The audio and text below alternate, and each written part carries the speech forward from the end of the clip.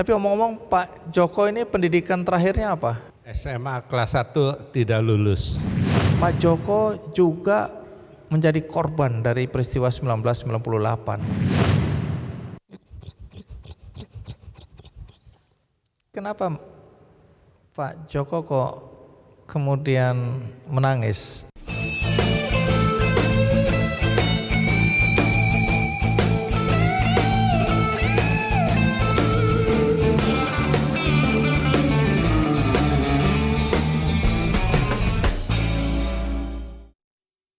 Hari ini saya hendak mengajak Anda untuk belajar dari perjalanan seseorang yang sukses di dunia usaha. Saya selalu tertarik untuk bercerita tentang orang-orang yang memulai sesuatu dari nol dan akhirnya sukses, from zero to hero. Karena dari perjalanan hidup mereka kita bisa belajar tentang bagaimana mereka menghadapi tantangan demi tantangan melalui proses yang benar, yang organik sehingga mereka bisa sukses. Siapa tamu kita hari ini? Kita akan belajar dari Pak Djoko Susanto. Ini adalah pendiri dari Alfa Corporation atau yang lebih dikenal dengan Alfamart. Nah, saat ini kita sudah berada di depan museum dari seorang pengusaha yang sukses yaitu Pak Djoko Susanto. Bagaimana kisahnya? Yuk kita ikuti perjalanan hidup Pak Djoko.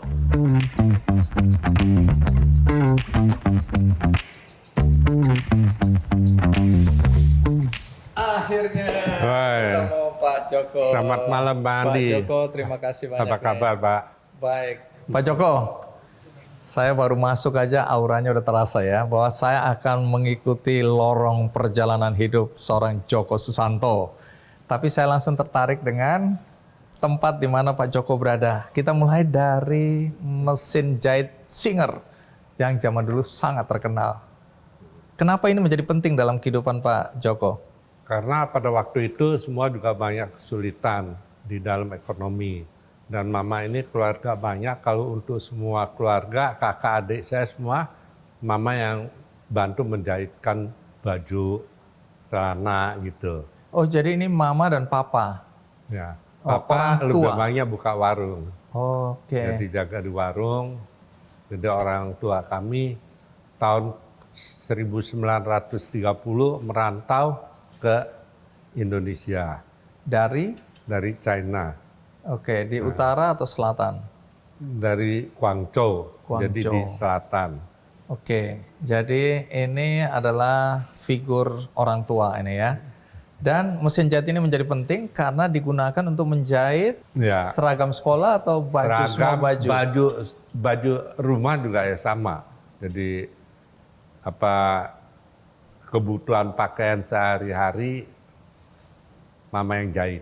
Nah, selain mesin jahit, saya tertarik pada kemoceng. Ini kemoceng kenapa menjadi penting dalam kehidupan Pak Djoko ini? Karena ini dari orang tua juga menerapkan sistem. Beberapa sistem misalnya nggak boleh jajan, pulang sekolah nggak boleh telat gitu, tidur juga nggak boleh terlalu malam. Okay. Jadi kalau ya ini ya akan seperti distrap. Kalau nggak distrap, pecut, tapi ya asal dipecut aja. Ya, bukan untuk menyiksa, tapi ini bagian dari upaya untuk mendisiplinkan anak-anak. Baik, jadi inilah perjalanan hidup ya. Ini disiplin dimulai dari orang tua. Iya, ini betul. Hanya simbolik sebenarnya, tapi disiplin adalah cara untuk membuat seseorang bisa sukses ya. Jadi pengaruhnya besar nggak dalam kehidupan Pak Djoko? Saya kira iya ya. Kalau misalnya kita udah jam 8 malam, nggak boleh telat dari jam 8 ya, udah pintu dikunciin. Terpaksa kita pulang, cuman bisa kasih kode kepada adik, gua pulang gitu, ngebuang batu, supaya dibuka. Tapi itu mengasah kita untuk lebih tertib ya. Dan itu pengaruhnya besar ketika Pak Djoko sekarang jadi pengusaha ya. Ya menurut dalam saya kehidupan. banyak begitu. Oke, ini museum menarik sekali. Ini museum, kenapa, tujuannya apa nih museum ini dibangun? Ya terutama saya kira menceritakan riwayat sejarah kita orang tua kepada cucu lah. Jadi mempunyai satu juga bagaimana seorang perjuangan dari seorang engkongnya itu bisa sampai sekarang. Oh ini Pak Joko ini. Nah ini saya waktu ya Kenapa kok kayak masih orang, SD. kok kayak anak susah begini? Pak? Sepatunya juga jelek ini ya. Sepatu ya itu ya kehidupan pada waktu itu ya begitu. Ditambal-tambal. Ini sepatu atau Sepatu sandal bapau. itu? Sepatu bapau. Sepatu sekolah. Oh ini istrinya Pak Joko ya? Iya. Namanya siapa Pak Joko? Tandi Chen. Panggilan sayangnya apa? Liliana. Liliana. Waktu menikah itu umur 23. Jadi Mudah sekali. Ibu Lumayan. Liliana umur? sama juga, satu umur. Oh 23. Iya. Pantesan sekarang cucunya berapa? 18. Ya pantas wong dari umur 23 udah Nah, nikah. sebelum kita ke Alfamart Oh ini iya, kita ini cikal turunan bakal. Sumber Bahagia yang ada di Petojo Barat 3. Oh disinilah baru era Pak Joko. Tadi era orang tua. Sebelumnya ini kita ada di pasar Pasar mana? Pasar Arjuna di Petojo Barat. Nah, Nah, pada tahun 69 70-an saya udah mulai meneruskan usaha dari orang tua. Karena pada waktu itu orang tua juga udah mulai ada umur ya. Nah, oke. Jadi sekecil ini aja tempatnya. Sama sebelumnya itu kalau pasar dilihat ya. kira-kira begini. Iya. Ini Pak Joko nih. Ya. Nah, ini sebelumnya ini tahun 76 ada 3 kios. Kios Terus? itu kurang lebih 6 kali 2,5. Terus kok berantakan gitu? Nah, tahun 76 ini kebakaran. Jadi pas kebetulan kita baru beli rumah di seberang toko kita, di seberang ini. Nah, jadi ini mulailah tahun Ini, 76 kita mulai di sini. raknya pakai gini. Nah, Terus, raknya masih sama, ini modelnya oh kayak ini begini. baru mulai bangun kiosnya nih. Ini kebakaran, Oh ini sebelumnya kebakaran. kios. Pantesan kok berantakan Ini gitu. tahun 69 sampai 76 kita ada di sini. Tapi kebakaran. Kebakaran. Oh. Mm-mm. Nah, nanti cerita ya. Tapi ceritanya di depan mahasiswa. Bagaimana bisa bangkit dan bisa seperti sekarang. Kita ketemu teman-teman dulu ya, mahasiswa ya. Karena Iya. ini ada kaitannya dengan pendidikan Pak Joko. Pak Joko kan merasa aku kok pendidikannya nggak bisa tinggi. Sehingga Pak Joko tidak ingin anak-anak Indonesia mengalami apa yang Pak Joko alami ya. Tidak bisa berpendidikan tinggi ya. Itulah awal mula lahirnya Universitas Bunda Mulia, UBM. Oke, jadi ini teman-teman mahasiswa udah nunggu kita nih. Boleh. Kita ke sana ya. Oke.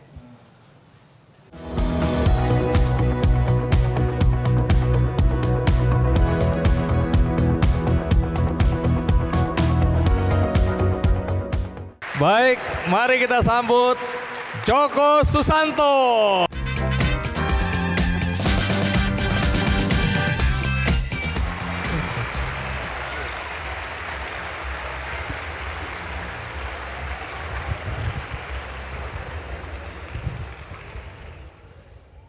Kita muda, Kita muda, kita peduli. ya tepuk tangan yang kencang.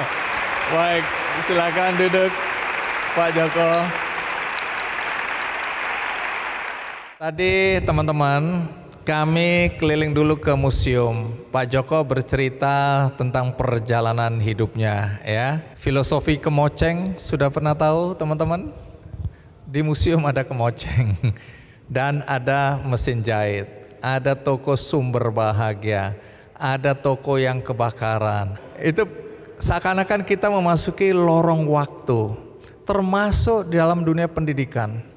Tapi omong-omong Pak Joko ini pendidikan terakhirnya apa? SMA kelas 1 tidak lulus. Kenapa waktu itu tidak lulus? Jadi tidak lulusnya pada tahun 1966. Semua sekolahan Chinese itu ditutup karena peristiwa setelah Gestapo 30 September dianggap kedutaan besar China terlibat. Jadi all Chinese school itu ditutup di seluruh Indonesia. Berarti korban politik. Kenapa kemudian nggak pindah sekolah? Ya, kalau mau pindah sekolah bukan satu halnya mudah juga.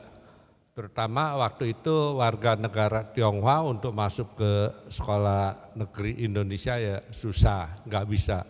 Kedua juga faktor U itu uang. Jadi Artinya keluarga nggak punya uang. kurang lebih begitulah. Uang diperlukan untuk bayar sekolah atau ada kebutuhan lain yang harus dipenuhi? Kebutuhan lain. Apa itu? Ya kebutuhan lain kan keluarga kita juga lumayan banyak. 11 saudara dari orang tua. Jadi orang tua dulu pekerjaannya apa? Buka warung, Warung kelontong gitu. warung kelontong. Oke, jadi sampai hari ini Pak Joko ini sebenarnya SMA aja nggak tamat. SMA enggak tamat. Sesudah kelas 1 nggak melanjutkan, terus apa yang Pak Joko lakukan? Pada tahun 66 setelah sekolah enggak ditutup ya umumnya kita nganggur. Kebetulan tidak lama kemudian ada teman ini mempunyai pabrik radio assembling mereknya Aladin. Jadi kami teman-teman yang putus sekolah ini ada 40-an orang ini bekerja bersama di pabrik rakitan radio transistor. Nah, setelah dari pabrik radio tadi, bagaimana perjalanan hidup dan karir Pak Joko? Pada tahun kira-kira 69-70-an, pada waktu itu saya menerusin usaha dari orang tua saya, satu warung kelontong yang ada di Pasar Arjuna, Jalan Petojo Barat. Nah, perjuangan dari itu ya sampai dari warung kecil sampai punya Alfamart. Itu perlu berapa tahun? Ini kan ada masa di mana ujian itu datang berturut-turut ya. Tapi awal mula itu kalau nggak salah Pak Joko jualan rokok begitu ya? Ya, jadi dari warung itu kan ada jual kacang tanam, minyak, obat-obatan, macam-macam. Terakhir kita pilih salah satu itu obat-obatan dan rokok. Dari kita eceran, belakangan kita jual ke grosir. Karena itu barang-barang yang mudah dijual, yang paling banyak dicari Yang cepat orang terjual. hari itu. Iya. Berapa lama jadi pedagang rokok di situ? Kalau dilihat pedagang rokok, kita dari tahun 69 sampai tahun 90 kita bergabung dengan Sampurna. Setelah itu baru buka itu Alfa toko gudang kerabat atau supermarket.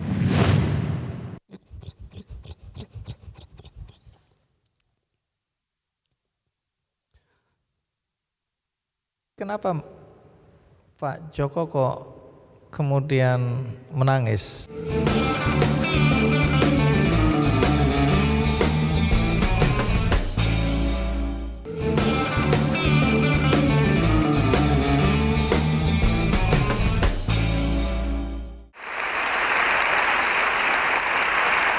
Siapa yang udah pernah ke museum angkat tangan? Banyak sekali ya. Nah, di situ kan teman-teman pasti lihat itu yang toko terbakar itu ya. Saya lihat sih secara visual dramatik gitu. Nah, apa yang terjadi hari itu? Kalau toko kebakar terjadi pada tahun 76. Pada waktu itu saya kebetulan makan di daerah kota. Tiba-tiba dari tetangga memberitahu toko kita ini kebakar yang ada di Pasar Arjuna. Cukup lumayan dan cukup kaget, shock. Karena boleh dikatakan mungkin 70% stok barang kita ada di Pasar Arjuna. Nah, apa ya dampaknya bagi kehidupan Pak Joko? Ini kan udah mulai naik nih bisnisnya. Waktu itu kita cukup shock, memang saya ini memikirkan satu hari itu gak bisa, boleh bilang gak bisa tidur. Gimana gua mesti jualan?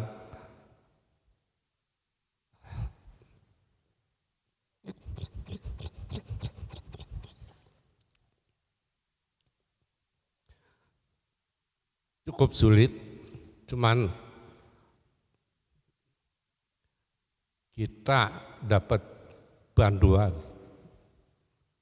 dari tetangga kita 15 juta, kita bayar utang-utang, sediain barang, dan dalam 3 hari kita udah buka toko tersebut. Dan kita cuma satu pikiran, kita nggak bisa lemah, kita nggak bisa diem. Permulaannya itu hari keempat kita normal kembali. Pak Joko, waktu itu Pak Joko udah menikah? Sudah punya anak? Udah ada 2. Anak kedua. Tapi kenapa Pak Joko kok kemudian menangis mengenang itu? Apa yang segera terbayangkan? Ya, nama toko kebakaran hampir habis semua. Hari kedua itu udah dari 2 pabrik rokok udah bawa aparat datang menagih utang. 2 supplier pagi-pagi jam 6 udah ke tempat kita. Dan pada waktu itu memang kita menemui kesulitan gimana untuk perputaran, karena kebetulan tetangga saya ini juga cukup dekat, memberikan pinjaman 15 juta, pada waktu itu cukup lumayan. Dan saya cuma satu pikir, saya nggak bisa stop di ngelamun aja. Jadi pada waktu itu kita pelan-pelan, saya cuma satu, saya akan bangkit. Dan setelah itu normal. Kebetulan setelah kejadian itu usaha kita ini lumayan bagus. Jadi dibilang ini lumayan bagus, ini profit atau keuntungan yang lumayan lah. Jadi kalau kita bilang ini, kita ini ya sauya fung, bukan tambah dibakar itu habis, karena tambah kebakar tambah merah, tambah jadi.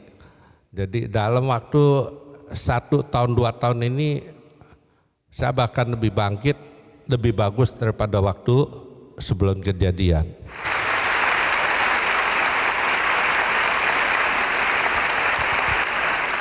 Saya tidak bisa membayangkan apa yang terjadi dan bagaimana upaya Pak Joko untuk bisa bangkit ya.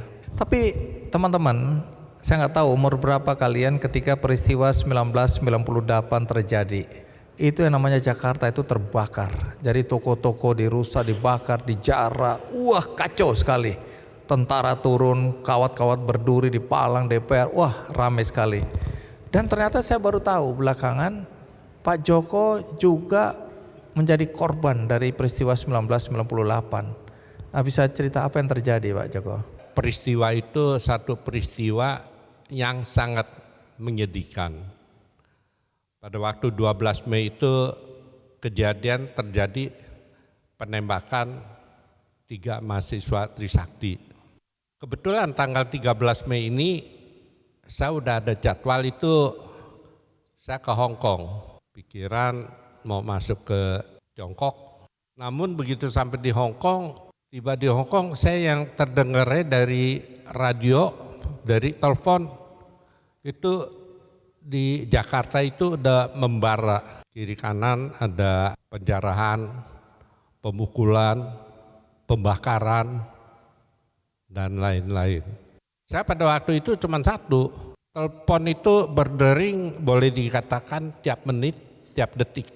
Saya waktu itu sebagai direksi Sampurna, juga sebagai direktur di perusahaan PT Panamas maupun di Alfa Retail Indo.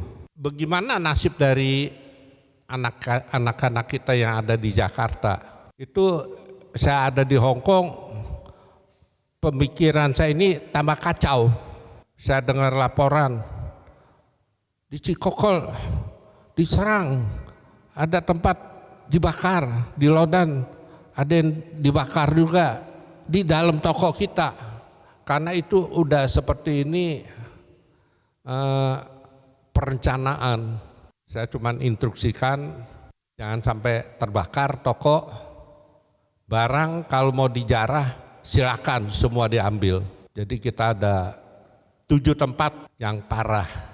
Saya cuma pikirin kalau saya terus di Hong Kong saya juga nggak tenang. Jadi pada waktu itu saya cuma pikir secepat mungkin pulang.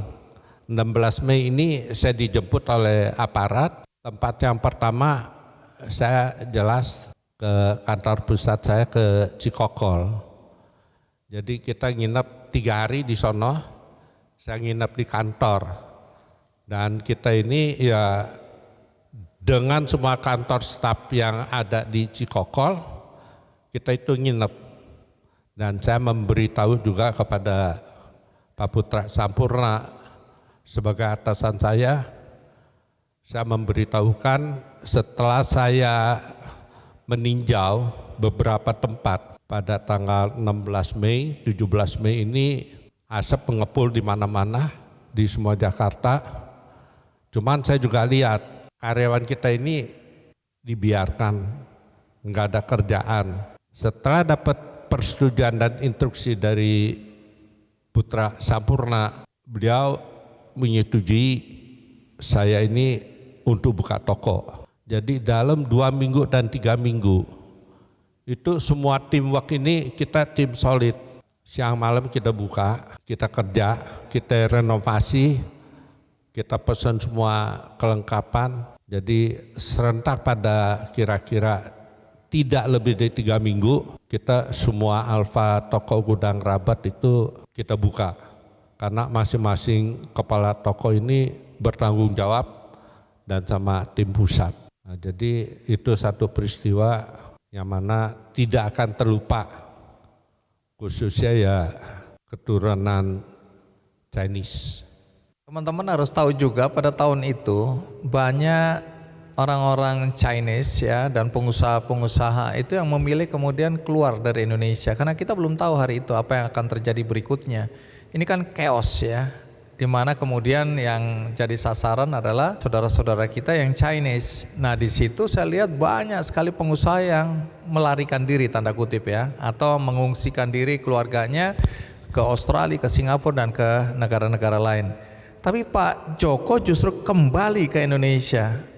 Kenapa hari itu lebih berani memilih risiko itu ketimbang sebaiknya mengamankan diri dan keluarga di luar negeri?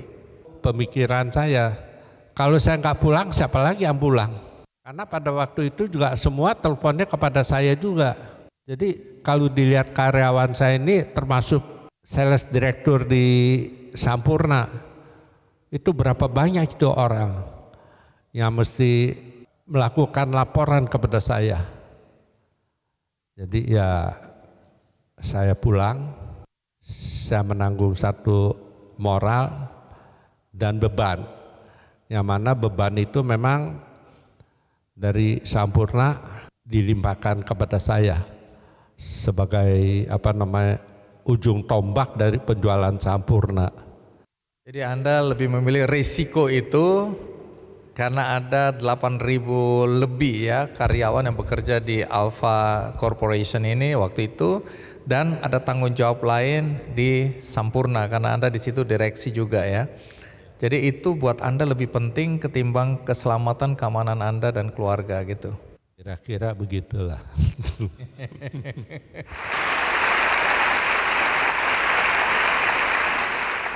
Jadi Anda menikah itu untuk pasangan hidup atau mencari pekerja?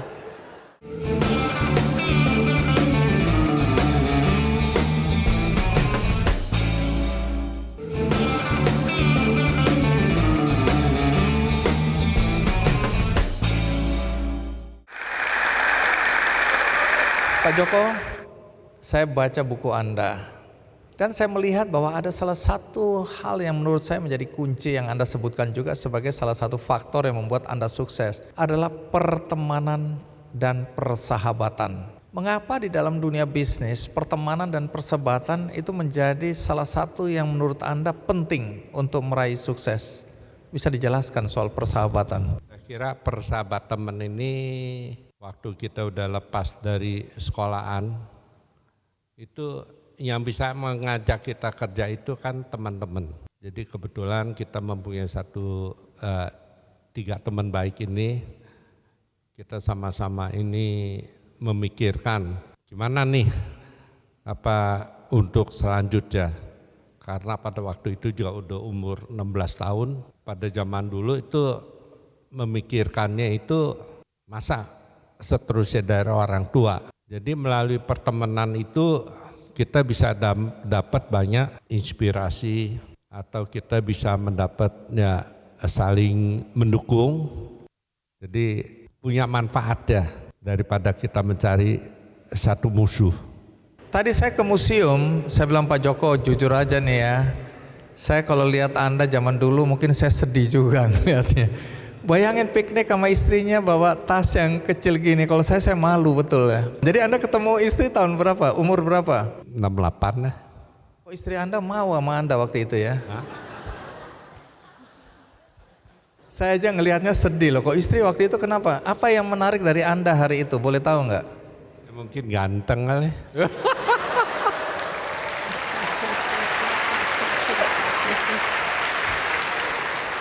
Jadi siapa yang lebih dulu menyatakan cinta hari itu? Rasanya waktu zaman kita dulu nggak ada surat cinta. Jadi gimana caranya itu? Pandeng-pandengan aja gitu? Nggak menarik ya, percintaan zaman dulu ya. Rasanya cinta dulu nggak kayak cinta sekarang, cinta gombal kali ya. Bukan aku yang ngomong teman-teman ya. Jadi waktu itu memang ya saya lihat satu perempuan dia mau bekerja. Memang kalau di dalam pekerjaan kan kita sama-sama di radio assembling. Jadi waktu itu di radio assembling ini satu ruangan bisa 40 orang, 50 orang. Salah satu yang bekerja terus ini istri saya. Gak banyak ngomong, diem, bekerja, konsentrasi. Ya kebetulan saya udah tahun 69-70 kan dagang. Saya ini perlu pembantu, cari pembantu kan juga nggak murah. Karena kita seharian dagang, saya perlu partner. Dan saya lihat ini Liliana ini cocok buat saya. Tunggu Pak Jokowi. Ini nggak inspiratif ini. Jadi Anda menikah itu untuk pasangan hidup atau mencari pekerja? Jadi yang gratisan. Istri saya yang ngomong, gua disuruh cari pembantu. Memang benar, tapi dalam itu ada hikmahnya juga. Ya kita ini bisa saling saling tukar pikiran, ya saling kerja, bisa saling berdampingan. Oh gitu ya, bukan kemudian cari pekerja murah yang aku nikahi kemudian gak usah dibayar dan mau kerja keras gak cerewet gitu, bukan ya? Termasuk, karena kan yang bisa dipercaya.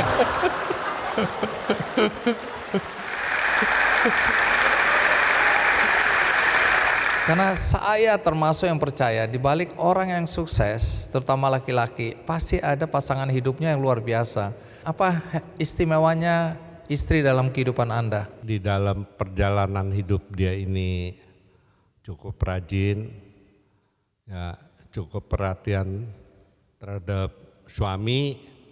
Bahkan kalau saya mau cuci piring, sapu aja itu domelin, gak dikasih. Sedangkan terhadap keluarga ya mereka cukup concern sekali, terutama kayak kesehatan dari ini, rasa ini ibu termasuk satu orang yang cukup sayang keluarga lah.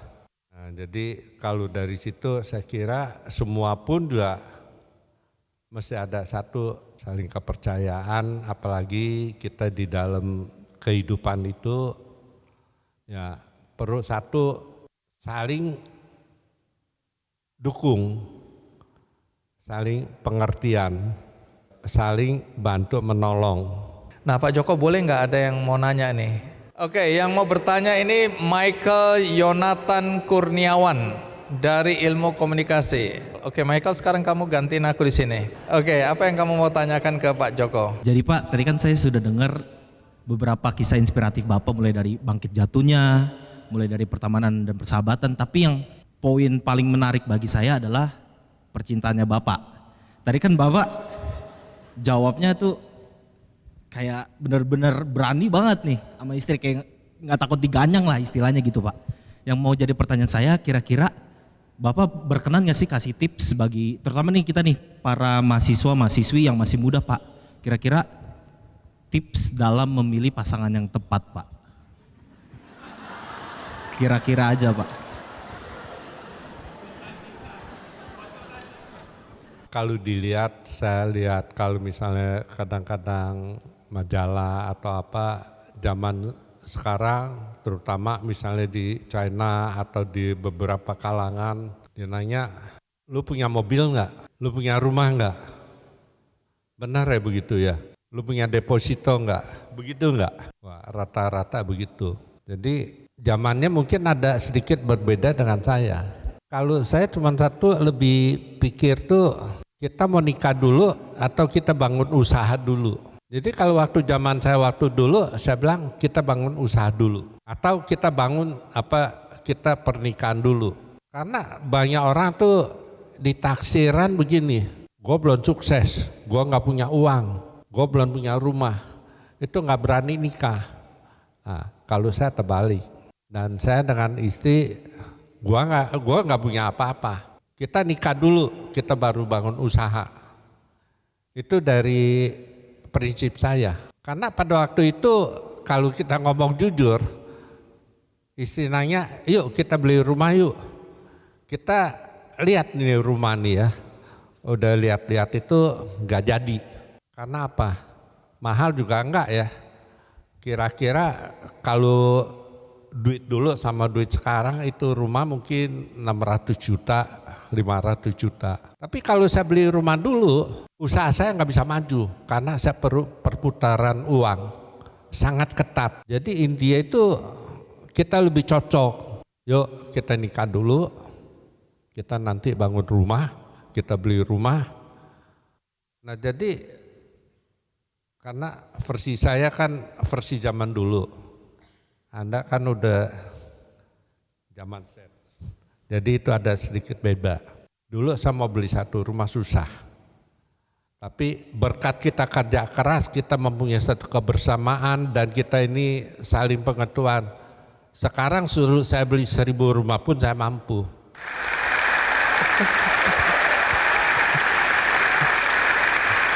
Dan satu lagi ya saya kira saling pengertian itu sangat penting bagi kita. Terima kasih, kita berikan aplaus untuk Michael. Nah, kamu dapat buku Dari Warung Menuju Alfamart, Joko Susanto. Salaman dulu yang punya buku.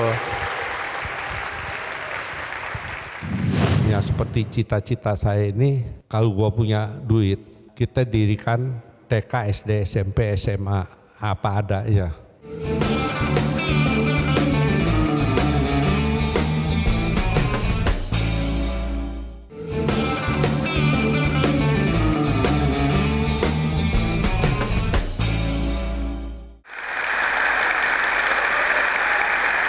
Satu lagi ya. Oh, sekarang perempuan ini, Frederica Wilny, juga ilmu komunikasi. Panggilanmu siapa? Iya, panggilannya Wilny. Oh, Wilny. Oke, Wilny. Permisi. Silakan duduk di sini. Apa yang kamu mau tanyakan ke Pak Joko? Oke, terima kasih atas kesempatannya. Perkenalkan, nama saya Frederica Wilny. Pertanyaan saya adalah, saya percaya Pak bahwa bukan hanya laki-laki tapi juga para perempuan pastinya pengen sukses dan berhasil di karir dan bidang mereka. Apalagi di masa sekarang ya. Nah, selain itu perempuan juga pasti butuh pasangan yang bisa support mereka dalam mengembangkan karir mereka. Kayak gitu. Nah, jadi menurut Pak Joko, kira-kira untuk para perempuan nih, lebih tepatnya kriteria-kriteria seperti apa yang harus kita perhatikan nih di laki-laki yang kira-kira mungkin nanti bisa bantu kita, dukung kita dari pengembangan karir dari muda misalnya ya. Sebetulnya yang lebih tepat menjawab tuh anak saya, putri saya. Itu ada di depan tuh. Yang Karena merasa yang jadi sebaya. anak, coba berdiri. Anak, berdiri dulu. Bu Feni itu ada berita. Yang harus bertanggung jawab. Jadi Oke. kalau menurut saya sih selama dua ini terutama sifatnya cocok, enggak kadang-kadang ada satu cowok atau cewek ya egoisnya tinggi, enggak mau ngalah, ya udah ditinggalin aja deh. Nah, mulai hari ini kamu putuskan dia ya. Tapi karena itu kalau nggak ada saling pengertian, apalagi di zaman sekarang ini, feeling pertama menurut saya sih cocok gak, egois gak, sayang kepada Anda apa enggak. Dari situ kan bisa ketahuan gombal apa enggak.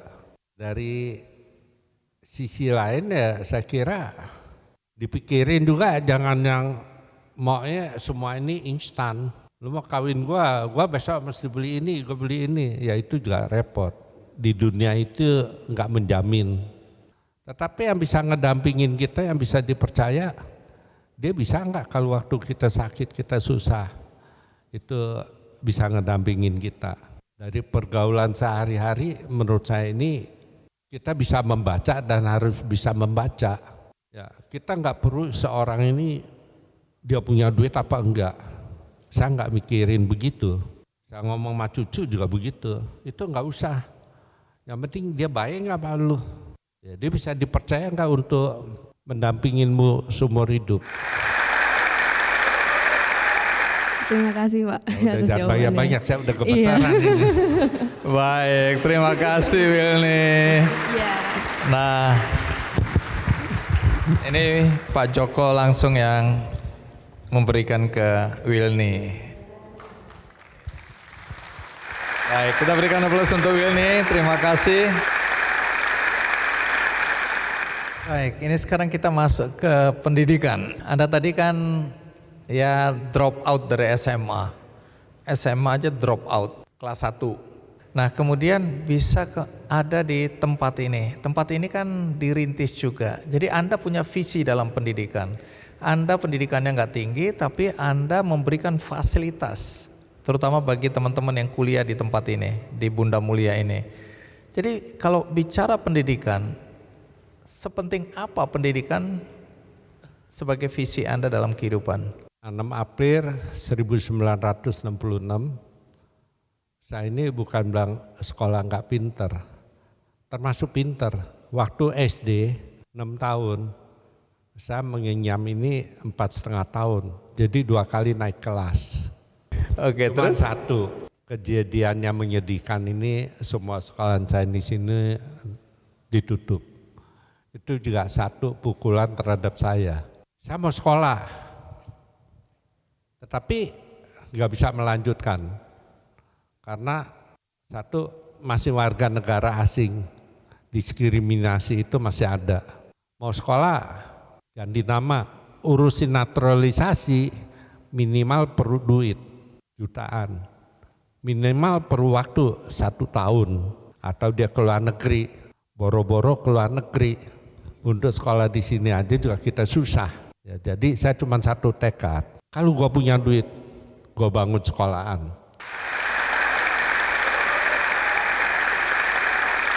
Ya seperti cita-cita saya ini, kalau gua punya duit, kebetulan punya 5 ruko, kita dirikan TK, SD, SMP, SMA, apa adanya. Jadi mungkin lulusan pertama dari Bunda Mulia waktu itu, pada tahun 90-95 itu kita punya sekolah tinggi. Sekolah itu penting. Zaman telah berubah. Zaman kita, kalau kita lihat orang-orang yang sukses dulu, itu berdasarkan kerja keras, kepercayaan, mereka bisa bangun satu bisnis yang besar. Cuman sekarang ini nggak bisa. tanpa mengenyam pendidikan, modal SMA aja atau S1, lama-kelamaan kalau mau mendapat satu job yang bagus, itu juga nggak mudah. Karena kedepannya tuh teknologi itu sangat maju dan itu berubah terus. Nah, ini mendekati akhir, saya ingin tahu. Jadi sekarang kalau bicara bisnis, Anda kegiatan usahanya di bidang apa aja sekarang? Retail udah pasti, kemudian pendidikan, ada pariwisata. Saya konsentrasinya di pendidikan yang kita support. Kalau ini pendidikan termasuk setengah sosial. Karena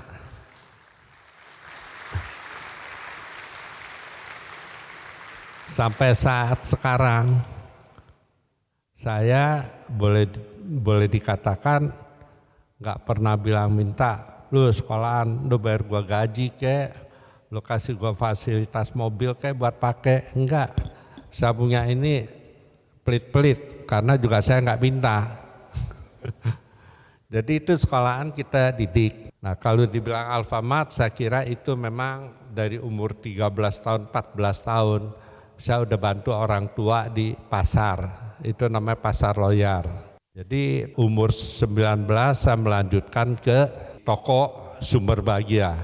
Oke, kalau bisnis sekarang ada properti juga.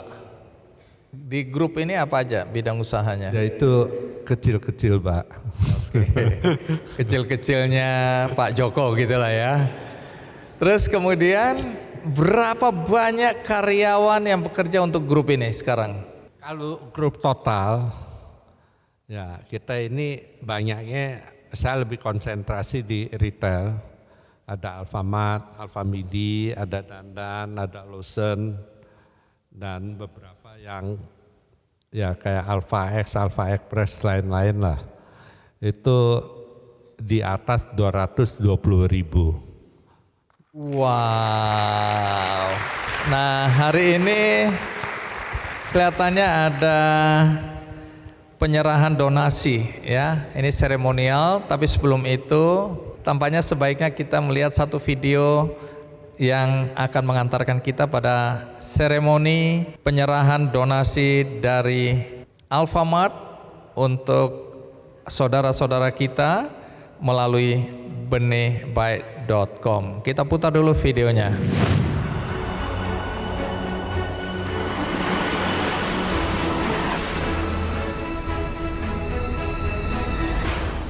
Indonesia memiliki banyak anak-anak yang membanggakan bangsa kita. Namun tanpa kita sadari, masih banyak anak-anak yang kurang beruntung untuk mendapatkan akses belajar yang layak dan fasilitas yang memadai.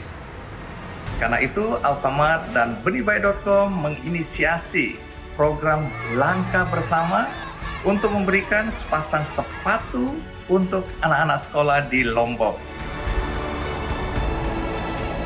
Sebagai bagian dari komitmen Alfamart untuk mendukung pendidikan anak-anak di Indonesia, kami merasa sangat bangga dapat memberikan bantuan sepatu untuk anak-anak sekolah di Lombok.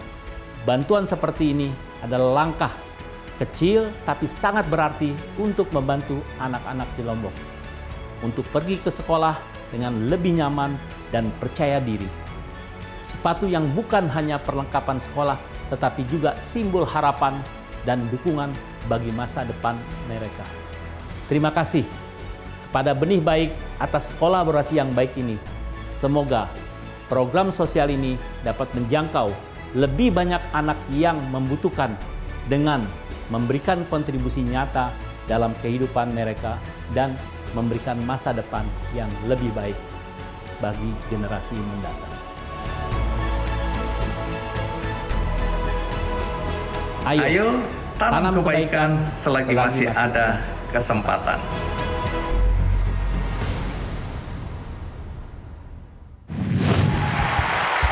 Baik, untuk itu saya mengundang Pak Solihin untuk naik ke atas panggung. Pak Solihin diikuti oleh Ibu Grini dari benihbaik.com. dan disaksikan oleh Pak Joko dan saya, maka terima kasih juga. Terima kasih. Kita memberikan atau seremonial pemberian donasi dari Alfamart untuk anak-anak Indonesia. Baik, kita berikan aplaus untuk seremonial ini. Terima kasih. Dan kita berikan aplaus untuk seluruh mahasiswa dan semua pimpinan di Universitas Bunda Mulia Kampus Serpong. Baik, dengan closing itu mewakili Pak Solihin dan Ibu Grini ya berkaitan dengan apa yang disampaikan tadi kegiatan sosial. Jadi terima kasih untuk itu. Dan bagi Anda yang tadi tidak menyaksikan episode ini dari awal, Anda bisa menyaksikan tayangan ulangnya di metrotvnews.com. Juga ada cuplikannya di channel YouTube Kick Andy Show. Akhirnya semoga episode ini dengan tamu istimewa Pak Joko Susanto bisa memberikan inspirasi bagi siapapun yang menyaksikan episode kali ini. Sampai jumpa.